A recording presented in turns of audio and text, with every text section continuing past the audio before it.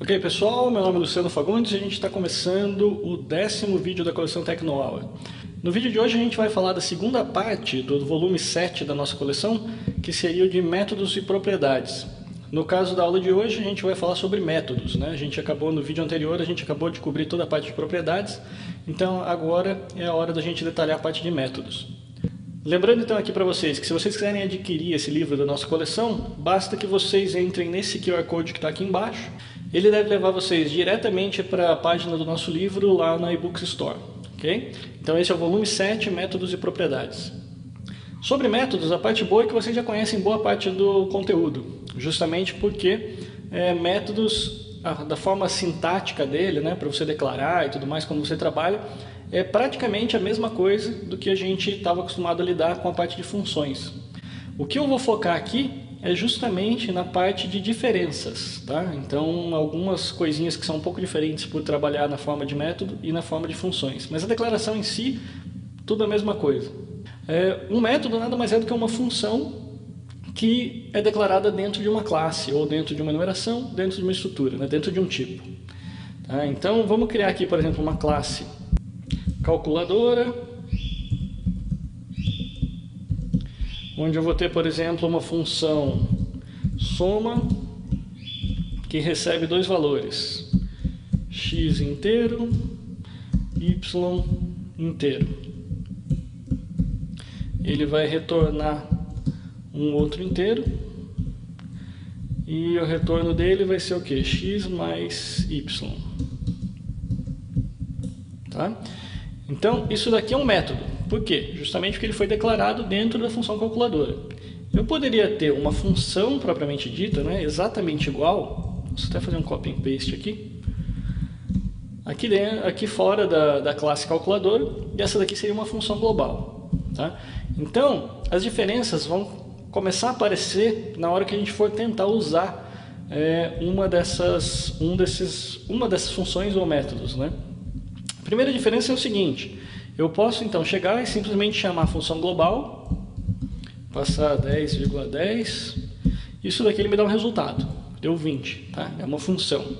Se eu quiser usar um método, nesse caso aqui a gente está falando de um método de instância, isso daqui significa o quê? Que esse método aqui só existe dentro de uma instância, né? Ou seja, dentro de um objeto criado a partir da classe calculadora. Então eu não tenho como chamar essa função soma aqui diretamente. O que eu preciso fazer é vir até aqui e criar uma variável calc, por exemplo, recebe calculadora. Então a partir de agora eu tenho um objeto, tenho uma instância daquela classe calculadora. A partir daqui, aí sim eu posso pegar e chamar calc.soma e passar 20,20 e a gente tem o mesmo valor. Só que agora as diferenças vão começar a ficar mais claras, né? A grande diferença que a gente tem entre um método e uma função está justamente na lista de parâmetros. Por quê? Porque aqui vocês lembram, né, que o funcionamento padrão de uma função é simplesmente usar, né, para fazer o acesso, o nome da função e depois a lista de parâmetros. E essa lista de parâmetros, vocês podem ver aqui que ela não tem nenhum nome externo para acessar, né? Já no caso dos métodos, ele tem um comportamento padrão um pouquinho diferente. Vocês viram que a função está declarada exatamente da mesma forma, mas aqui o que aconteceu? Na chamada, o primeiro parâmetro foi como se fosse de uma função normal, né, sem nome, mas o segundo parâmetro apareceu aqui um nome externo. Então a grande diferença qual é? Quando eu estou querendo usar um método, a regrinha do Swift diz o seguinte, que o primeiro parâmetro, tá, de um método, ele não usa o nome externo. Tá? E do segundo para frente, o nome que você definiu interno, né, no caso aqui foi um y, está declarado aqui como parâmetro local, ele também é utilizado na forma de um nome externo. Por quê? Porque é obrigatório. Então, nesse caso aqui, o padrão, tá? O funcionamento padrão, a gente vai ver como mudar isso daí depois. O funcionamento padrão para a chamada de um método é esse. Por quê? A razão é simples. É porque é o seguinte, a gente na realidade declarou isso daqui com o mesmo nome, mas O tradicional, quando você está declarando um método, é você tentar fazer a coisa de um jeito um pouco mais semântico, né? Um pouco mais de significado. Então, eu poderia dizer o seguinte: idealmente, eu deveria falar uma coisa do tipo calculadora, soma. Só que daí o soma, eu já falaria soma x, tá? E depois o xy aqui dentro. Então, isso faria o quê? Faria que aqui na minha chamada, eu já usaria o x aqui. E esse x que eu coloquei aqui no nome da função já estaria meio que dando o significado do primeiro parâmetro. Por isso é que nesse caso de método, ele não é comum, né, não é costumeiro, você usar um nome externo de parâmetro no primeiro parâmetro. Por quê? Porque o nome desse primeiro parâmetro normalmente já vai estar dentro do nome do método. Como a partir dali você começa a ter outros parâmetros, aí não, aí você é obrigatório a ter o separador com o nome externo dos outros parâmetros, tá bem? Então, para facilitar, né, como eu sou obrigado a ter os nomes externos, por isso é que ele já criou, ele já disse, bom, em método, o nome local vai ser o nome externo que você tem aqui. Posso alterar isso? Posso. Se eu quiser aqui definir um nome externo, por exemplo, valor y, ou então com y, para ficar ainda mais semântico, então, o que eu teria que acontecer aqui? Esse y aqui, ele some, e eu tenho que usar com y.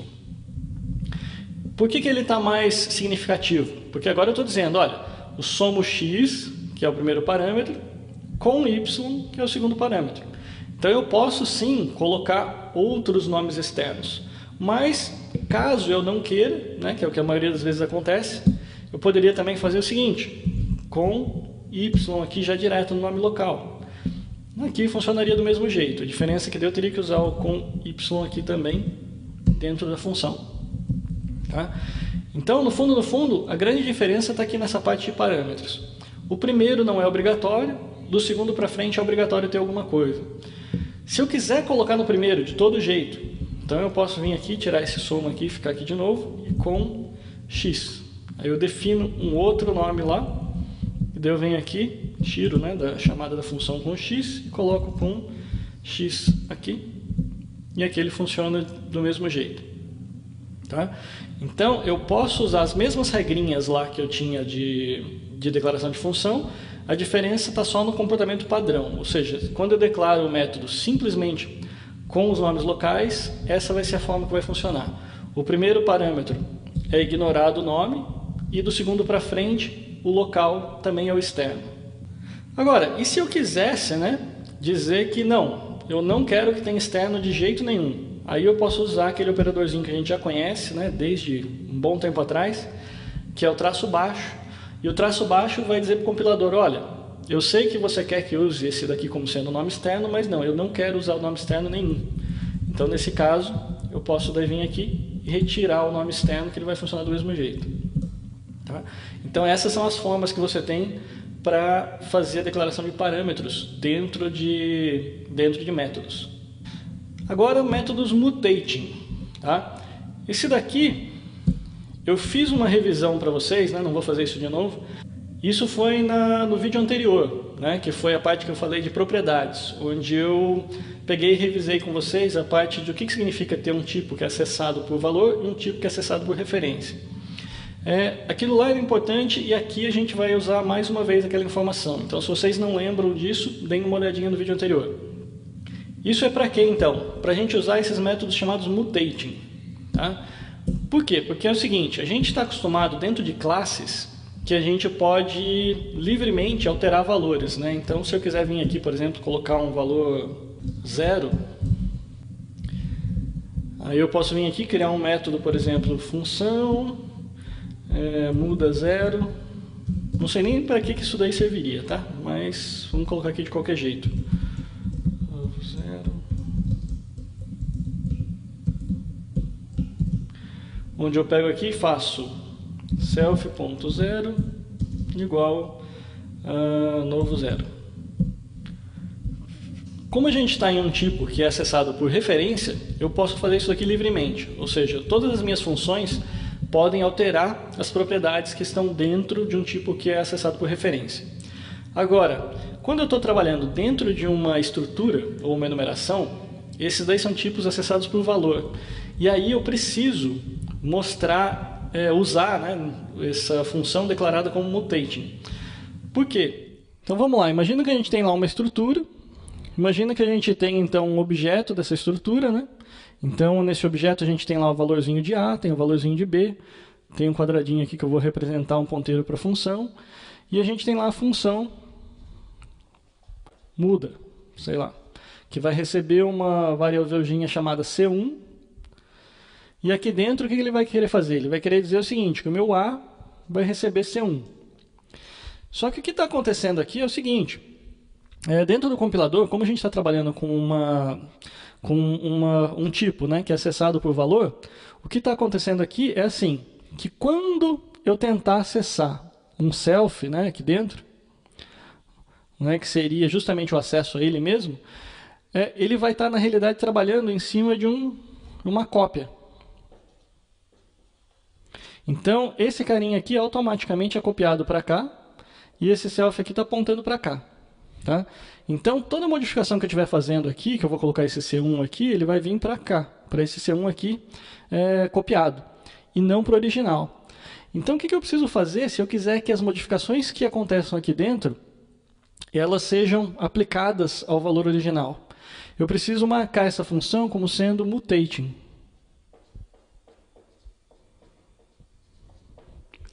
Por quê?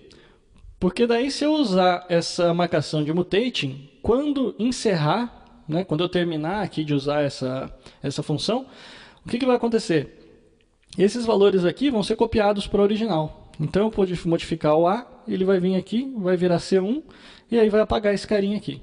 Então, quando eu terminar a função, isso daqui some, tá? E a gente usa daí a instância original. Tá? Então, por isso que a gente precisa usar esse mutating. Mas vale lembrar, isso daqui é somente para os tipos que são acessados por valor. Tá? Justamente porque, como ele faz essa cópia, né, sempre, a gente precisa indicar o mutating para indicar que a hora que essa função acabar, ela precisa pegar tudo que foi modificado nessa instância temporária e aplicar tudo dentro da instância original. Tá? Inclusive, se você quiser fazer um self igual a alguma outra coisa, então, eu poderia fazer aqui, fazer um self igual a... Vamos dizer que essa estrutura aqui é uma estrutura A, né? Então, eu crio lá um outro tipo A, blá, blá, blá, alguma coisa. Então, eu atribuo, inclusive, um outro valor aqui para self, que por quê? Na hora que ele encerrar, se o método estiver escrito como mutating, ele vai pegar e vai aplicar essa nova estrutura na estrutura original. Tá? Vou colocar aqui um exemplo, então, para a gente fazer desse mutating. Então, a gente criou lá aquele método muda0, que nesse caso eu vou até fazer o seguinte, a gente está numa classe, né? Então eu vou transformar aqui, vou criar uma outra estruturinha aqui, que é uma estrutura. Porque na classe é aquela história, a gente pode modificar do jeito que a gente quiser. Então eu vou criar uma estrutura calc, que basicamente eu vou copiar exatamente a mesma coisa que está dentro dessa estrutura calculadora, assim vocês veem a diferença. Porque na calculadora, por ser um tipo acessado por referência, funciona normalmente. Agora aqui não. Então olha só aqui, apareceu o erro, dizendo que eu não posso acessar nada de self, né? Eu não posso atribuir nada de self. Ele já está justamente prevendo o erro, uma vez que eu não posso, como é um tipo acessado por valor, eu não posso fazer esse tipo de acesso. Como que eu poderia acessar então? Eu venho aqui, mutating. A partir do momento que eu defino como mutating, o erro some, e aí eu posso então fazer a mudança do jeito que eu quiser. Está funcionando direitinho. Okay? Então, se eu vier aqui, eu posso dar só um exemplo de uso, né? Posso fazer variável c igual a calc. Aí eu faço c ponto muda 0 e coloco um 8 lá dentro.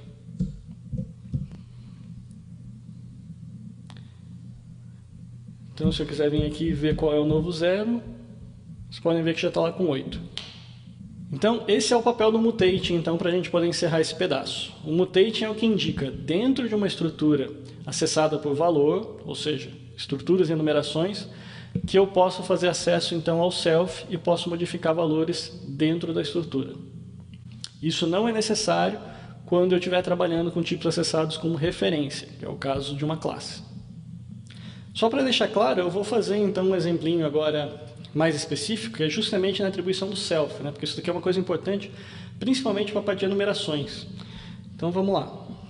A atribuição da propriedade self é uma coisa um pouquinho mais crítica, né? Justamente porque a gente está mudando a própria instância daquela enumeração, né? No caso, a gente se preocupa mais com isso justamente na parte de enumeração. O exemplo que a gente usa para mostrar isso é um exemplo de um interruptor. Então, interruptor, onde ele vai ter dois estados, né? Então, case ligado. E a gente tem uma função que é uma função de inversão. Então, inverte.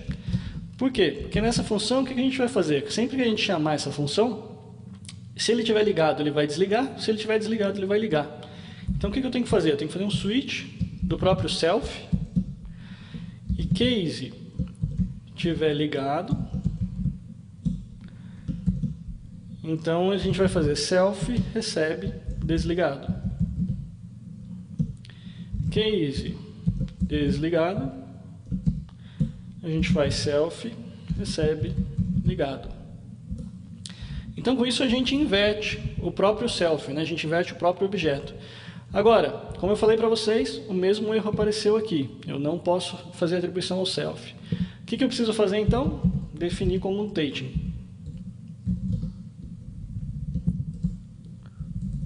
Com isso o erro vai embora e eu já consigo fazer funcionar. Interruptor 1 é igual interruptor ponto ligado. Agora o que eu posso fazer? Eu posso vir aqui e fazer o interruptor 1 ponto, inverte. Então a gente pode colocar aqui um switch para a gente ver o que tem dentro então do interruptor 1, né? Interruptor 1, case. Então olha só, se eu simplesmente criar e atribuir a ele a opção ligado, ele está ligado. Se eu vier agora aqui e colocar um interruptor ponto inverte, ele passou a ficar desligado. Se eu quiser colocar de novo, inverte, ligado. Isso daqui é para mostrar para vocês então que eu posso criar uma função mutating dentro de um tipo acessado por valor e criar um outro objeto, né, criar uma outra instância para atribuir dentro dela mesma. Tá? Bom, o método de tipo. Então, para que ele serve então? A utilização de um método de tipo é um pouco diferente. A gente viu que no caso de propriedades, ele seria uma propriedade acessível, né, com o mesmo valor, a mesma posição de memória para todos os objetos.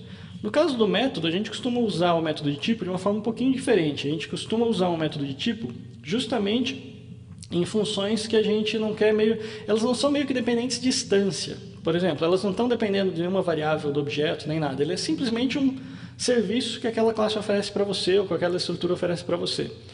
Então, por exemplo, para eu poder usar a calculadora aqui em cima, né, eu tive que, nos dois casos, né, tanto na estrutura quanto na classe, eu tive que criar um objeto calculadora e depois fazer a conta. No nosso caso aqui, eu poderia então resolver fazer o seguinte, olha só, o x e y, né, que são os parâmetros, eles são recebidos na própria função. Não tem nada aqui dentro dessa função de soma, por exemplo, que use as variáveis internas. Tá? Então eu poderia fazer o seguinte, já que eu quero fazer então só uma bibliotequinha calculadora, eu posso definir que esse daqui é um método de classe. Tá? E aí a grande diferença seria o seguinte, eu não precisaria mais criar uma instância de calculadora para chamar essa função, tá? Para chamar esse método. Eu posso vir aqui e fazer da seguinte forma, eu simplesmente apago, não preciso mais criar a instância. Aqui, em vez de eu dizer aqui o nome da instância, eu vou dizer o nome calculadora, que é o nome da classe. Calculadora.soma 2020. Então, essa daqui seria uma forma curta, né, uma forma fácil de acessar métodos que estão dentro de uma classe. Tá? A mesma coisa valeria lá para a estrutura. Então, se eu quiser vir aqui e definir como estático, eu não precisaria mais fazer essa chamada aqui. eu não precisaria mais nada disso. O que eu preciso fazer agora é simplesmente chamar calc.soma 10, 20.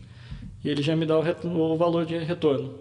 Como eu falei para vocês, isso daqui é uma forma de você tornar o seu método mais acessível. É um método que ele não precisa de nenhuma variável interna, tá? Então ele é autocontido. É uma forma de você criar, na realidade, pequenas bibliotecas. Então, em vez de você ser meio que obrigado a criar, ocupar memória à toa, né? Em alguma coisa que você está precisando simplesmente chamar funções, você pode pegar, criar lá uma estruturinha, criar uma classe, deixar lá um monte de função que você usa, como uma bibliotequinha, e aí você pega e simplesmente chama o nome da classe, ponto, o nome da função. O que é importante a gente ressaltar, então, já que a gente está terminando de falar da parte de métodos de tipos, e também propriedades de tipos, que a gente já viu no curso anterior, é o seguinte: vale lembrar que tudo que é estático, ou tudo que é de tipo, só tem acesso às variáveis de tipo. Tá? Então, se eu quisesse acessar alguma coisa aqui dentro dessa estrutura, eu até poderia ter uma static, memória, por exemplo, que vai guardar sempre o último valor da operação. Deixa aqui 0.0 por enquanto. Aí eu venho aqui e faço o seguinte: bom, memória recebe x mais com y, e eu vou retornar aqui a memória. Tá? Apareceu um errinho porque a gente está trabalhando com inteiros, então na realidade eu vou colocar 0 aqui.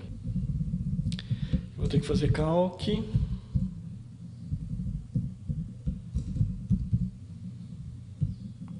Tá, agora sim. Então o que a gente tem? A gente tem lá uma variável memória, que ela é estática, e ela sempre vai guardar o valor da última operação. Então aqui o que eu venho? Venho aqui, faço calc.memória, recebe o x com y, e depois eu retorno a memória. Agora, o que aconteceria se eu tentasse acessar aqui, por exemplo, a variável 0? Então eu vou tentar fazer o seguinte: mais 0. Aqui vocês podem ver que já aparece um erro. Por quê? Porque 0 é uma variável de instância. Tá? Então ele vai me dizer que o tipo, né, calc, não possui uma variável 0. Então, vale a gente lembrar que tanto no caso de propriedades, quanto no caso de métodos, a gente não pode misturar as coisas. Se ele é um método estático, ele tem acesso a variáveis estáticas. Ou seja, se ele é um método de tipo, ele tem acesso a variáveis de tipo. Mas não tem acesso a variáveis de instância. Já no caso inverso não é tão verdade, né? Porque o que vai acontecer? No caso inverso, a diferença é que um objeto, um método de instância, ele consegue acessar uma variável de tipo, né? Uma propriedade de tipo, desde que ele acesse usando o nome do tipo, ponto, o nome da variável. Então ele consegue acessar. Então, o que é importante lembrar é, dentro de um método estático, você pode acessar somente variáveis estáticas. Tá? Ok, então agora a gente vai para o último assunto, que é o assunto dos subscripts. Tá? O subscript ele é bem tranquilinho, a gente vai mostrar para vocês como é que ele funciona através da declaração de uma classezinha chamada tabuada. Tá? Que a ideia qual é? Eu vou criar uma classe tabuada que ela vai representar a tabuada de um número. Né? Então teria a tabuada do 2, do 3, do 4, do 5, e depois a gente vai acessar justamente pedindo os valores através dos subscripts. Os subscripts eu não consegui achar uma boa tradução. Então, se alguém tiver uma tradução para ele, vocês podem pegar e passar lá para mim pelo TecnoHour. Mas mesmo no livro, eu acabo deixando subscripts mesmo, porque se eu fosse traduzir ao pé da letra, seria alguma coisa do tipo subscrito. E para mim isso daí não tem absolutamente nada a ver com o que ele realmente faz. Os subscripts nada mais é do que você fazer o acesso a uma variável, uma propriedade, o que quer que seja, usando o conchetes. Tá? Do mesmo jeito que você faz lá com array, né? Você tem lá o nome do array, abre conchetes 5, significa que você está pegando a quinta posição daquele array. Então, é esse tipo de acesso que você vai fazer usando subscripts, só que isso daí você pode fazer então na sua classe. Tá? É o que a gente vai ver agora. Então, vou colocar lá uma classe tabuada. Ele vai ter uma variável local, que vai ser o multiplicador. Ele vai ter um construtor que recebe justamente o multiplicador. E, por enquanto, é tudo que vocês já estão acostumados, certo? Então agora é que eu vou criar o subscript, tá? O subscript funciona da seguinte forma. Basta eu usar a palavrinha subscript, aí eu vou ter parâmetros, né, que vão ser justamente os índices, que é um inteiro. E aqui dentro eu vou ter um get, da mesma forma que seria uma propriedade computada, né? E um set. Assim, eu não posso esquecer de colocar o valor de retorno, que vai ser também, no nosso caso aqui, na realidade vai ser um double. Né? Como que eu vou trabalhar aqui com eles então? Eu vou fazer o seguinte, é o que eu falei para vocês. A ideia toda vai ser que esse multiplicador vai ser digamos assim, o valor da minha tabuada. Então eu vou fazer a tabuada do 2, vai ser o multiplicador 2, a tabuada do 3 vai ser o multiplicador 3.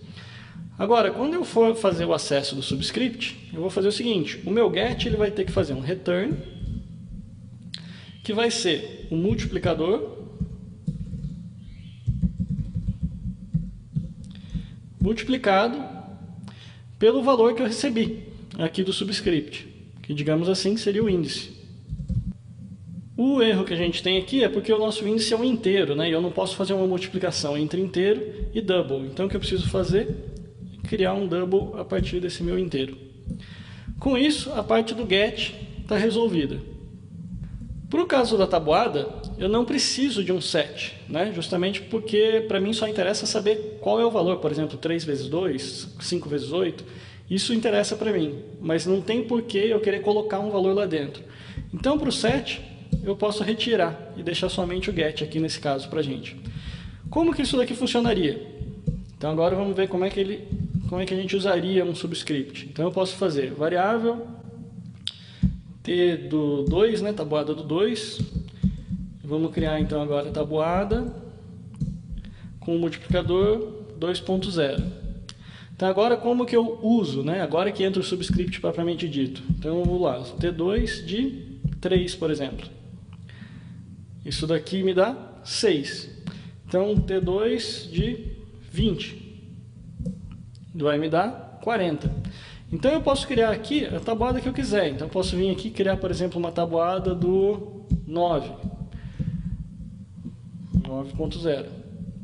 Então eu venho aqui ter 9 de 9. Me dá 81. Tá? Então, isso daqui é que é o subscript que a gente usa. Então eu posso usar isso tanto para obter algum valor, como se eu quiser colocar a funçãozinha ali do set, eu poderia também colocar algum valor aqui dentro. É que nesse caso aqui nosso da tabuada não faz sentido, né, a gente colocar uma atribuição de valor. Então acaba sendo um subscript só para leitura. Mas é assim que funciona então. Então eu deixo para vocês fazerem exercício de casa, né, uma outra tabuada, alguma outra estrutura que vocês queiram fazer usando o set. Com isso a gente encerra então esse volume 7, né, que a gente tratou com 2 vídeos dessa semana. A gente tratou de propriedades no vídeo passado e nesse vídeo aqui é um vídeo um pouquinho mais curto onde a gente trata a parte de métodos, ok? Para obter mais detalhes sobre a utilização então dos subscripts, propriedades, métodos, vocês podem dar uma olhadinha então mais uma vez aqui no nosso QR Code, que leva vocês lá para o livro, que é o volume 7 da coleção Technohour Swift, ok? Então é isso por essa semana, pessoal. Falo com vocês de novo na semana que vem com mais uma videoaula do curso Technohour Swift. Abraço então, até mais, tchau, tchau.